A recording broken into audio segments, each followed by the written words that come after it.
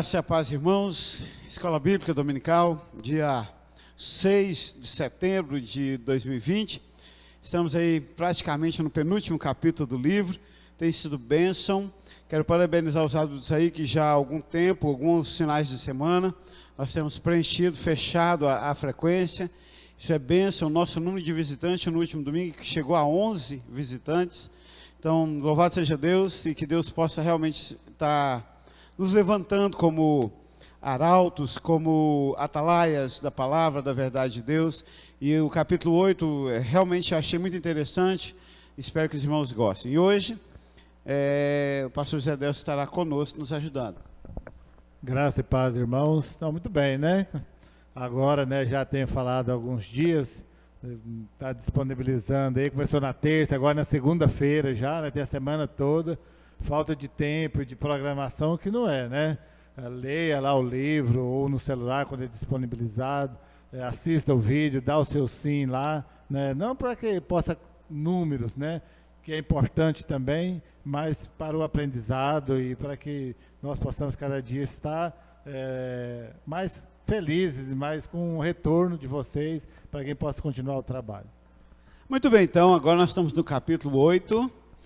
E o título do capítulo 8, Como sobreviver numa época de apostasia, aprendendo das lições da história. Então, assim, realmente é uma época de apostasia, é uma época de desvio, é uma época de abandono do amor de muitos se esfriaria. E vamos lá, no texto, nós continuamos em Judas no versículo 5, parte do versículo 5, e eu estava curtindo demais aquela coisa de certos indivíduos, né? Porque quando eu era pequeno lá na minha terra, chamar o outro de indivíduo era um xingamento, né? A gente não era muito alfabetizado. Então, quando chamava seu indivíduo, era um xingamento e extremamente ofensivo. Então, eu estava curtindo demais aquela coisa do versículo 4 lá, de certos indivíduos. Mas precisamos progredir. Então, estamos aí no capítulo 5, aliás, no versículo 5, né? Quero, pois, lembrar-vos, embora já cientes de tudo. E uma coisa que Judas traz aqui, suscita, é que, apesar de ele estar lembrando, ele já tinha ciência de que todo mundo já sabia o básico da fé. E hoje nós vivemos isso. Pedro chega a escrever, né? Não me canso de vos dizer as mesmas coisas. E nós aqui, nós pregamos praticamente a mesma coisa. Insistentemente, ano após ano, é a mesma Bíblia. Não muda a Bíblia o ano que vem. Então, é a mesma verdade. Que às vezes não entra nos nossos corações, que às vezes não faz sentido para nós, que às vezes não dá insight. E aí a gente vai insistentemente lembrando, embora a gente já está ciente de que vocês já conhecem os princípios e que devem lutar pela verdade bíblica. E é isso, né? Até mesmo o livro, né, com detalhes de uma lição, de outra, de um capítulo para o outro, mas segue a mesma linha de pensamento, né, do autor dessa guerra pela verdade, os falsos mestres, né, os que se rebelam, o apóstolo, aqueles que desviam, né, segue essa linha de pensamento e chamando os crentes, não gosta muito de falar nisso, né, mas né, até o autor ainda cita isso, há crente verdadeiro, porque há crente falso. Mas os verdadeiros cristãos, aqueles que creem realmente no agir de Deus, na verdade que é Deus, deve guerrear sim pela verdade. Não tem como fugir disso. Para vocês que têm o livro, leiam as páginas da lição. Realmente é um bom livro, nós estamos terminando. Vai estar disponibilizado também aí o PDF aí das páginas, para aqueles que não têm, poderem, se quiserem ler, fazer a leitura. Acrescenta muito a leitura com slide, com a discussão aqui. Então vamos lá então, página 202, né, o autor John MacArthur diz assim: na realidade, talvez a igreja hoje seja bem mais suscetível, fiquei chocado com isso, aos falsos mestres. Eu sempre achei que nós estávamos bem armados. Na verdade, nós estamos com os muros cheios de rachaduras e de brechas. Aos pervertedores de doutrinas e ao terrorismo espiritual do que em qualquer outra geração na história da igreja.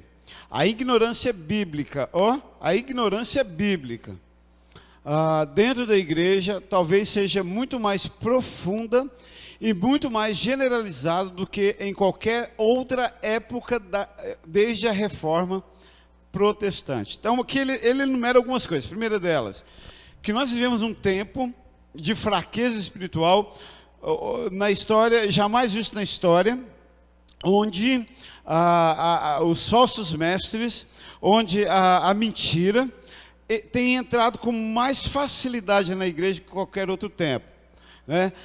Ele traz que essa geração é uma geração que possui, eu achei interessante esse termo, terrorismo espiritual. Então é feito um terrorismo espiritual. Como vocês sabem, eu trabalho num serviço público que lido com a clientela, e eu estou chocado que metade da minha clientela são pastores. São pessoas que não sabem educar o filho, que não sabem conversar com o filho. São pessoas que não sabem, e por força do trabalho, eu tenho que ter o telefone deles, né, para entrar em contato.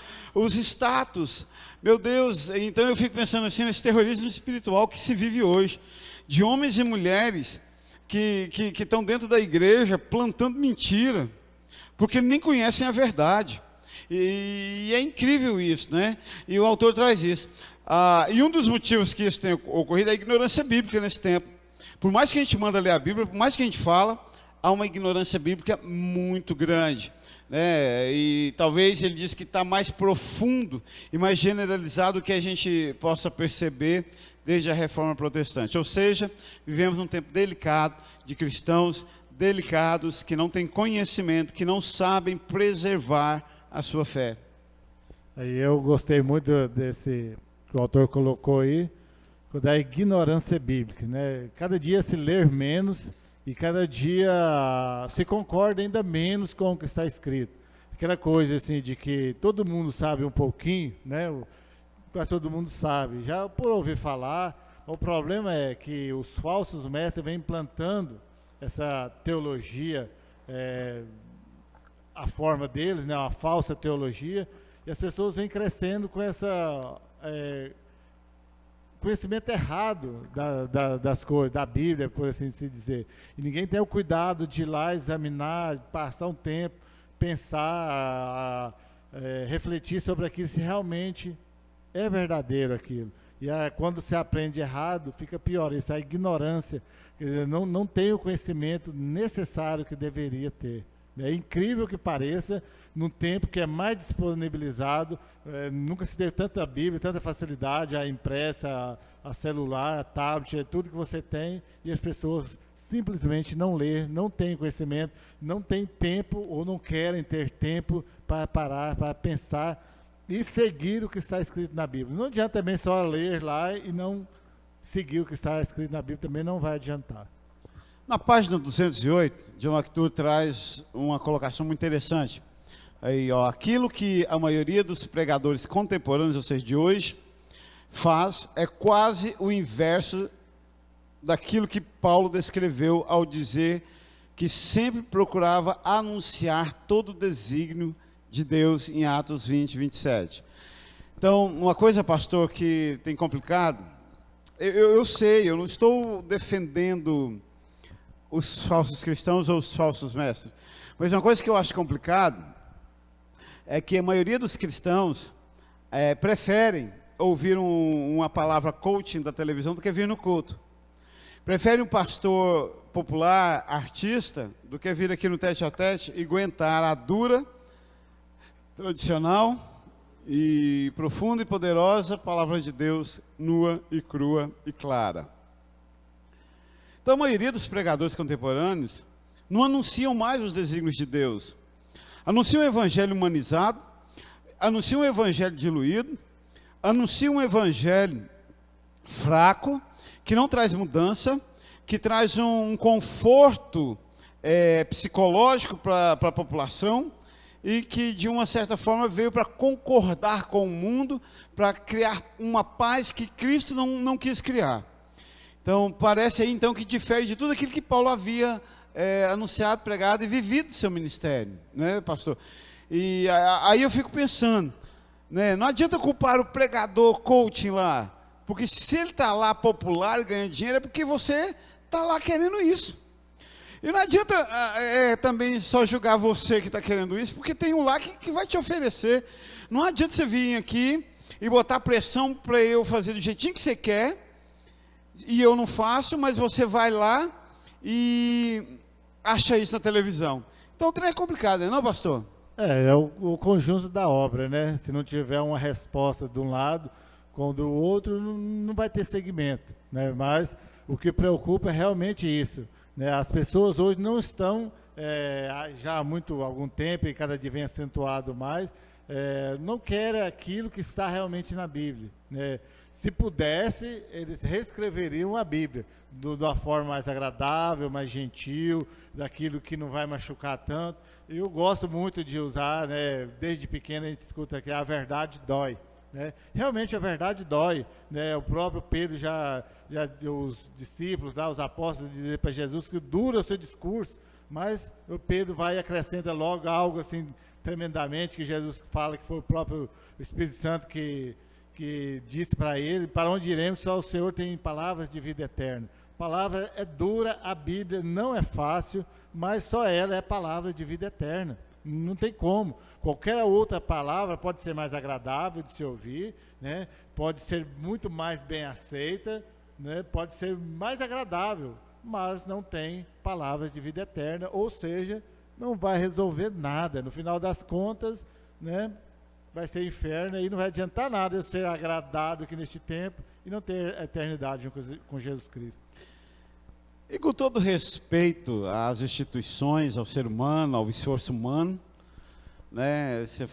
O senhor falou, pastor, que se pudessem reescreveriam a Bíblia. Eu acho que fizeram isso numa coisa chamada Linguagem de Hoje e NVI, na Nova Versão Internacional, já fizeram isso. Eu não me sinto exortado ao ler essas duas traduções. Eles amenizaram tanto, né, que não tem mais escravo, não tem mais sofrer. Daqui uns dias eles vão amenizar, vão fazer uma linguagem de hoje, ou uma linguagem pós-modernista, vamos lá. E Cristo não morreu na cruz, ele foi qualquer outra coisa, foi só uma encenação. Vão tirar as durezas de tudo. A verdade é que esse evangelho diluído, fraco, né, é uma forma de enfraquecer a verdade, né? Na página 209, o John MacArthur traz a seguinte colocação: os perigos modernos, atenção a isso, os perigos modernos em crescimento de igreja parecem não ter confiança alguma no poder das Escrituras. O pastor mencionou isso aqui anteriormente, numa das outras lições, que hoje é confiança para a igreja crescer. Primeira coisa, se tiver 5 ou mais pastores, depois de 20 minutos de conversa, um deles vai virar e perguntar para os outros: que tamanho está a sua igreja? Isso, para os indoutos, para o ímpio, para o falso mestre, é de uma importância sobre-humana. Duas coisas: quantos membros tem, quanto de entrada tem na igreja. Quanto que é a arrecadação por mês? Quanto é a entrada, né? Isso é mais baixo nível de igreja. Tipo de pergunta que eu não respondo, né? No geral eu falo assim: tem exatamente o tanto que Deus quer que tenha. É de fora o íntimo, não é o que move. Mas a igreja contemporânea, a igreja moderna, ela está nessa disputa, né? Ela está nessa disputa tão ferrenha que, se a Escritura ofender o crescimento volumoso, eles contrariam, enfraquecem a Escritura para manter o crescimento, porque é importante, tem que manter, né? É muito triste ouvir de igrejas que, se não der lucro, cancela. Então tem igreja que está... Eu conversava com a Elaine essa semana, ela perguntando por que algumas igrejas não investem no ministério infantil. Eu disse: olha, eu vou te falar nua e crua a verdade, porque criança não entrega dízimo, e as igrejas não querem fazer uma sala de criança, não querem parar o culto para fazer um trabalho de criança, não querem mudar o louvor da escola bíblica para um louvor infantil. Para que agradar a criança se ela não dá dízimo? Então, essa igreja moderna tem metido os pés pelas mãos e tem perdido de vista o poder das Escrituras. E é muito diferente quando no início da igreja, quando vem lá em lê Atos, E quando era pregado, anunciado Jesus Cristo, o Evangelho de Jesus Cristo, muitas pessoas se agregavam à igreja. Ou seja, quando era o Evangelho, né, do jeito que ele era, e os próprios discípulos de Jesus, os próprios apóstolos que pregavam, anunciavam a Jesus Cristo, a salvação em Jesus Cristo, e mais pessoas eram agregadas e vinham adentravam a igreja, crescia o número. Diferente de hoje, né? Quando se prega o Evangelho de Jesus Cristo, as pessoas vão embora. E quando dá uma palavra amenizada aí, um conforto, aquilo que agrada os ouvidos, assim as igrejas enchem. Ou seja, está na contramão, né? Pegando o gancho da escola de jovens, né? Está na contramão da realidade bíblica. Olha a continuação da colocação do autor. Estão convencidos de que o Evangelho precisa ser contextualizado, dotado de formas aerodinâmicas, modernizado e revisado para cada geração. Ou seja, nós precisamos fazer uma modernização do Evangelho, senão nós vamos perder os jovens. Senão nós vamos perder os mesmos. Tem um irmão que não habita mais entre nós, que Deus o tenha lá onde ele está. Quando ele chegou na igreja, eu vou contar, porque ele não vai ver a lição mesmo. Aí chegou e disse, pastor, essa igreja aqui é muito parada, vocês têm medo do novo. Aí eu disse assim, mas como assim, irmão? O que você quer dizer com o novo? O que você acha que é o novo que nós deveríamos fazer? Aí ele encheu-se por mão, porque pobre tem pulmão, né? Quando não tem corona, porque tem uns pobres que só está corona no lugar lá que era pulmão. Aí ele encheu-se por mão e falou assim, nós tínhamos que fazer uma noite italiana, de massas italianas, e atrair os jovens. Onde é que você viu isso? Lá na igreja que eu frequentava. Eu falei assim, e é eu que tenho medo do novo. Você quer fazer essa igreja que se tornar a igreja que você frequentava, e é eu que tenho medo do novo. Não, filho, que é outra igreja, é outro pastor, é outro rumo, é outro caminho. Não vai rolar noite massa italiana, japonesa, chinesa, nem nada. Era tão bom lá que logo ele saiu. Aí o que acontece? Aí o que eu respondi para ele? Eu tive uma ideia melhor, irmão. Eu sempre tenho uma ideia melhor. O que você acha, então, de vez da gente fazer a noite de macarrão, de massa italiana, a gente colocar duas irmãs de biquíni no altar, uma de um lado e outra do outro, dançando, igual nos programas de televisão na hora do louvor. Nossa igreja tem mais mulher do que homem. E encher de homem essa igreja. Todo pensa o culto inteiro, duas irmãs dançando de biquíni, uma do lado do outro. Pensa Lucas Assunção, pensa Emerson, que igreja do barulho que não ia ser. O que é isso, pastor? Eu falei, ora, se é para esculachar e vamos virar mundo, né? Vamos fazer festa junina, vamos fazer noite da pipoca, vamos fazer noite do Halloween gospel, né? Outra vez o irmão também, aquele irmão aquela vez, irmão, ajuda aí a gente a fazer o acampamento no período de carnaval. Pastor, tive uma ideia. Qual? Vou fazer umas máscaras bem gigantes assim, de carnaval, bem colorido, pregar nas paredes da igreja. Falei, irmão, vamos pegar o jovem, vamos levar lá para a avenida, fica mais barato do que comprar essas máscaras. Se é para ser igual, vamos para lá, que já está com toda a estrutura montada, né? Então, meus irmãos, vocês têm noção de quantas vezes eu já escutei essas abóbora, essas ideias do mundo para a gente fazer na igreja, para atrair as pessoas, né, para ver se elas gostam, né? Eu sei o que eu falo, para ver se elas gostam da Lorena, né, Lorena? Para ver se as pessoas gostam da nossa igreja. Eu estou vendo a hora que alguém vai chegar e falar assim, pastor, se eu tenho que fazer um regime, porque o Zipo não gosta de gente gordo, não. E vir aqui para ver um gordo falar não é muito estético. O senhor fica bonitinho, compra uma roupa da hora, porque senão não vai atrair os jovens. Gente, deixa eu falar para você. O que atrai pecador é perdão de Cristo. E onde está o perdão de Cristo? É na cruz de Cristo. Então não temos outro evangelho para anunciar, não. É esse mesmo. Se não atraiu, se não fez gostar o evangelho de Cristo, deixa eu contar, a lagoa está brilhando agora, a praia do Cerrado está brilhando, a praça está bombando. Tem lugar melhor do que a igreja. Igreja é lugar de gente pecador que entendeu que Cristo salva e perdoa e não há outro evangelho. Ou há? Não existe, né? Ainda que queiram inventar um novo aí, não tem como. Agora, as pessoas que estão atrás dessas coisas, é melhor não ir para a igreja, né? Ou, né, ir para essas igrejas que contextualizam tudo, né? Que põe luzinha lá de todas as cores e tudo mais, que é parecendo mais uma boate, né? Nos tempos que eu não era crente, que na boate é quase igual, eu acho, né? Mas, né, o verdadeiro, né? Gosto de insistir porque é falso, né? A Cris vai falar o verdadeiro evangelho, a igreja que segue os moldes do evangelho de Jesus Cristo, precisa ser essa que vai anunciar Jesus Cristo. Né? Outra coisa, se vier para a igreja por causa dos irmãos, por causa do pastor, por causa do ambiente em si, está errado. Se não for por causa de Jesus Cristo, nada feito. Não é? E assim, realmente, se não é o caminho, não adianta. Gente, nós não queremos só uma aglomeração de pessoas. Nós queremos pessoas que encontrem Jesus Cristo. E até porque nesses dias não está até podendo nem ter aglomeração. Né? Tem os bambambam aí, né, companheiros, que talvez não vão ver esse vídeo, mas que desapareceram da igreja. Acabou o bambambam, acabou o movimento, acabou a festa. Agora é estudar a Bíblia, né? Agora é pegar o celular, em vez de ficar vendo o Instagram, vendo lá os movimentos, ver live, ver culto, ver lição de escola bíblica. A vida está dura, não está? Eita, vida dura essa de crente agora. Então, realmente, quem cria esse movimento não está suportando, não está prevalecendo na igreja. E a gente fala isso com certo deboche, porque a gente já está curado. Confesso para vocês que em 1996, quando assumi a primeira igreja batista em São Miguel do Araguaia, eu tinha dentro de mim plena convicção de que em 1 ano e meio tinha 500 membros lá. Aí foi diminuir a quantidade. É uma fórmula mágica, né? Esse é o desejo de todo pastor iniciante ou de muitos irmãos que circulam em várias igrejas, chegam numa igreja pequena, né?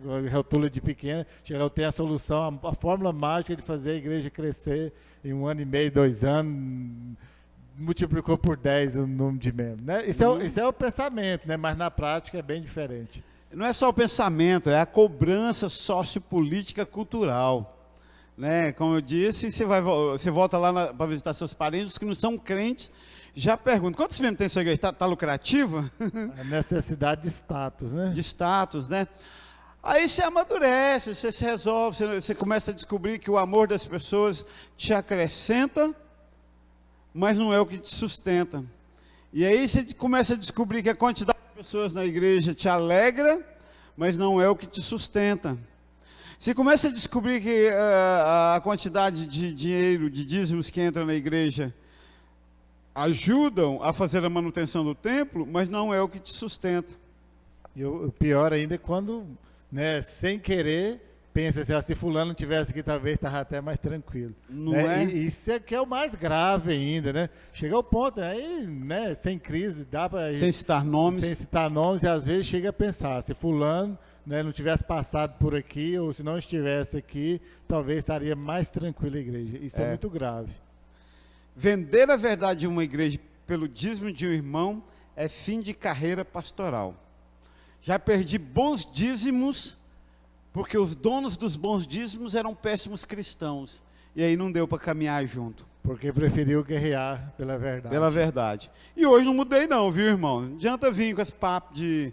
Isso, né? Não é o motivo não, o motivo é a cruz de Cristo. E o John MacArthur continua. Vamos lá que nosso tempo... o tempo não para, né? Agora está pequenininho, vou ler de cá. Vários livros e blogs da igreja emergente. Quem é a igreja emergente?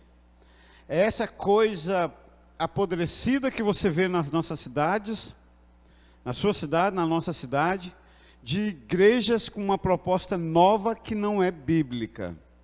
Isso é chamado de igreja emergente. É uma igreja que não se parece com igreja. É uma igreja onde o mais vil pecador vai lá e se sente bem, sem ter que mexer no seu pecado. Essa é a igreja emergente. E que cresce da noite pelo dia. Cresce da noite pelo dia e também acaba da noite pelo dia. É aquela coisa de movimento. Né?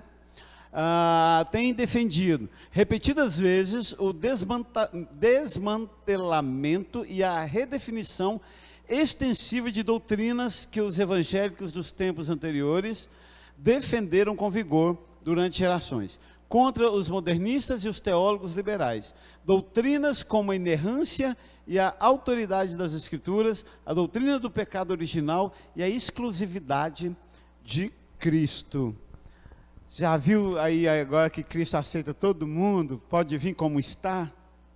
Você até pode vir como está, mas permanecer como está na presença de Cristo, impossível. A verdade é que a igreja emergente tem sido uma diluidora do evangelho para acrescentar membros. Alguém chegou à conclusão que nós nunca, jamais seríamos uma igreja grande. Talvez. Se o preço for chegar aqui e falar assim, agora vivam do jeito que vocês quiserem, casem, deem casamento, construam casas, compram terreno, vão cuidar deles, porque Cristo entende. Só não esqueça de dar dívida e de vir cá uma vez por mês. Se esse for o preço de uma igreja grande, nós vamos ser uma igreja pequena. Eu ainda não estou pronto a pagar esse preço. Se você voltar o seu coração lá para a casa que você está construindo e esquecer Deus, deixou de ser bênção. Ah, não, ela não vai cair na sua cabeça hoje não. Deus tem o resto da sua vida para falar com você o que Ele queria falar nesses dias, que você o esqueceu para cuidar lá do seu precioso tesouro terreno. Funciona só desse tamanho, né? E quer dizer, e assim aplica-se a todas as outras diversões humanas, né? A inerrância bíblica, né? Quer dizer, a Bíblia não quer dizer bem isso que ela quer dizer. É claro que ela quer dizer o que ela quer dizer. A Bíblia não precisa de advogado, nem precisa pedir desculpa a ninguém, não. E nem tanta interpretação igual o povo quer colocar. Tem muitos textos bíblicos que ele é autoexplicativo, é daquele jeito lá, pronto, acabou. Não dá, aí começa a inventar, começa a fazer uma exegese, não sei das quantas. É tudo invenção humana para se adaptar, se adequar ao estilo, ao jeito que ele quer, né? E tirar o foco central, que é a exclusividade de Cristo. Começou a tirar a exclusividade de Cristo, começou a acrescentar uma coisa aqui, outra ali, perdeu completamente. Dos rudimentos aos complexos teoremas filosóficos. Ah, pastor, onde é que você viu no Novo Testamento que tem que dar dízimo? Não viu, meu filho. Ah, vai cagar, perder tempo com isso. Não quer dar dízimo, não dê. Não quer ter Jesus como Senhor, não tenha. Mas fazer a gente perder tempo. Vamos lá para os complexos filosóficos super estrelares. Tipo, o que a Bíblia diz sobre o aborto? Mas a Bíblia, o que os crentes xiitas ortodoxos dizem sobre o homossexualismo, não é bem o que a Bíblia quis dizer. A igreja emergente, ela quer pegar essas doutrinas clássicas, claras, cristãs, e diluí-las, e botar em xeque, e dizer que não foi bem isso que Cristo quis dizer, não foi bem isso que a Bíblia quis dizer. A verdade é que quem não quer ser crente, a Bíblia é o melhor, para quem não quer ser cristão, não quer ser crente, a Bíblia é o melhor aliado. Você pega ela e usa ela em seu favor, né? Eu nunca me esqueço da irmãzinha ímpia lá de Bela Vista de Goiás, chegou assim, João, não dá para acreditar na Bíblia. E eu disse, uai, por quê? Porque os filhos de Adão não tinham com quem casar, eles casaram entre si. Eu falei assim, filha, você não sabe de nada. Isso que você não está sabendo, que Ló transou com a filha para suscitar descendência, porque a mulher dele tinha virado estado de sal. A Bíblia é uma baixaria, se você nunca mais botar o pé na igreja. Ô filho, você que não quer ser crente, bota o pé na igreja, não, mas não faz a gente perder o tempo, não. Agora, você quer ler de Gênesis a Apocalipse, você vai encontrar uma razão salvadora de uma Bíblia que nunca teve medo de contar que o homem não presta e que Cristo é a salvação vinda de Deus.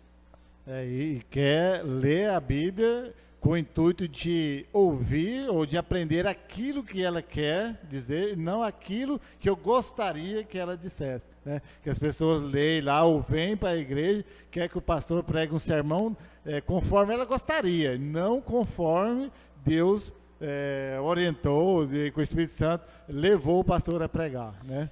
E os encardidos que perdem o tempo lendo a Bíblia para achar subsídios para acusar a igreja. Ah, meu filho, fala que você não quer ser crente, seja homem, vem aqui na igreja, gosta da porta e nunca mais volte aqui, né? Faça igual Jesus fez, limpa a poeira do sapato e nunca mais volte aqui, mas não fica perdendo tempo para justificar seus erros, seus pecados, não, porque mais feio do que pecar é tentar justificar pecado, né?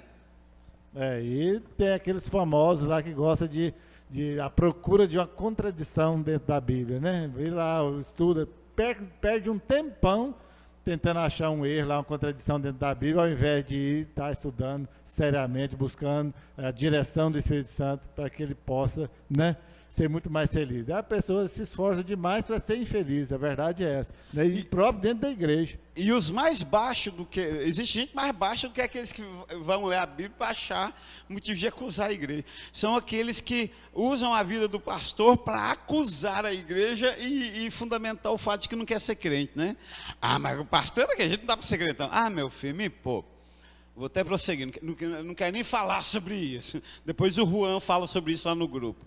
Né? Porque realmente, muita falta de hombridade. Você não quer, o dia que eu não quiser, foi como eu falei na live, recentemente. O dia que eu perceber que Jesus está mendigando sentimento, amorzinho de ser humano pecador, que ele é carente, taco-lhe o pé na bunda e nunca mais creio em nada. Eu quero ser homem para fazer isso.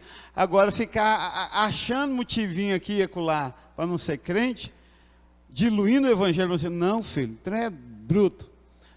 Na página 214, estou convencido de que o maior perigo que ameaça os cristãos hoje já se infiltrou na igreja. Já está alasado. O que é? Inúmeros falsos mestres têm plataforma de destaque no movimento evangélico. Os próprios evangélicos têm aversão a praticar o discernimento. Não pode julgar o irmão. O irmão, né, chegou, e normalmente o falso mestre ele chega, o encardido, o enviado do demônio, aquela pessoa que quer bagunçar a igreja, ele chega sendo gentil. Ele chega sendo cômico com todo mundo, ganhando o amor de todo mundo. É acolhedor com todo mundo. Meu filho do céu, só falta discernir. Discerniu, viu que na hora do vamos ver, pega o relatório financeiro, dá dízimo? Não. Vem na oração? Não.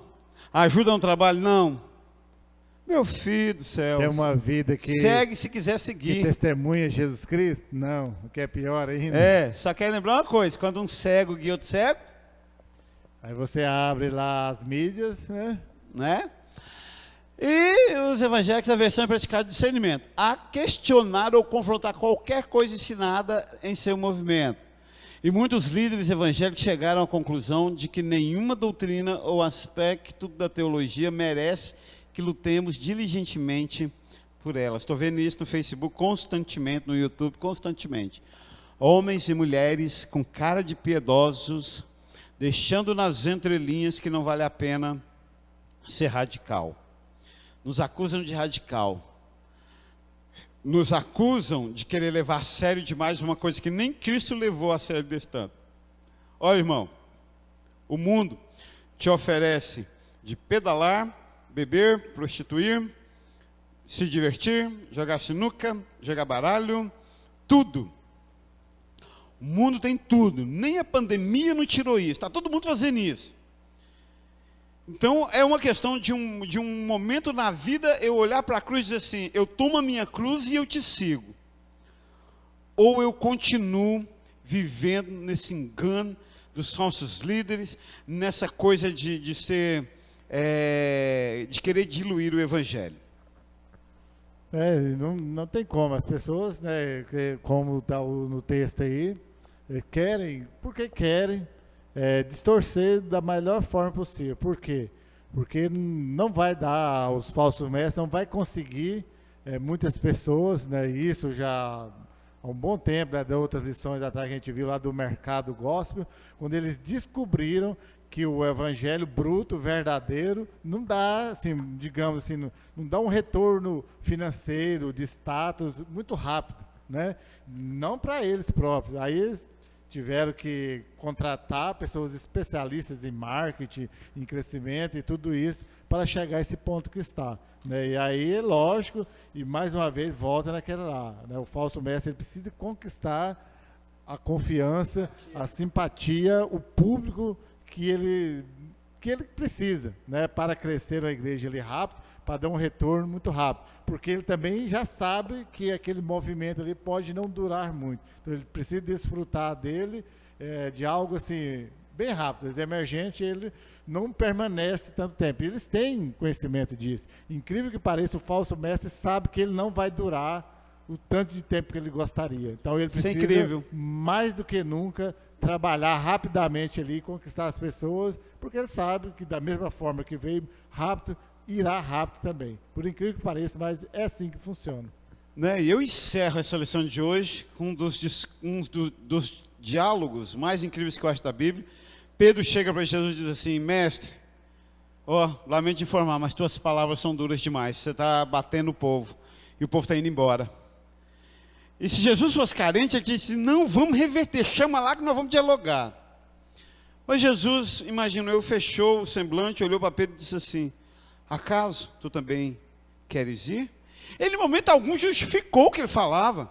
Ele só olhou para Pedro e falou assim: acaso você também quer ir? E Pedro, que não era bobo nem nada, olha para o mestre e diz: mestre, para onde iremos nós, se tu tens as palavras de vida eterna? Aquelas palavras que foram avaliadas por ímpios, por encardidos, por crente fraco, por crente meio tigela, que vem aqui para a igreja só para encher o saco e falar asneira no ouvido da gente, que avaliaram como duras, dignas de abandonar e ir embora. O Pedro, diante de Cristo, diz assim: são palavras de vida eterna. Cabe a você, meu querido, avaliar se nossas palavras são palavras duras demais, dignas de justificar a sua ida, ou se são palavras de vida eterna, dignas de justificar o seu serviço a Cristo.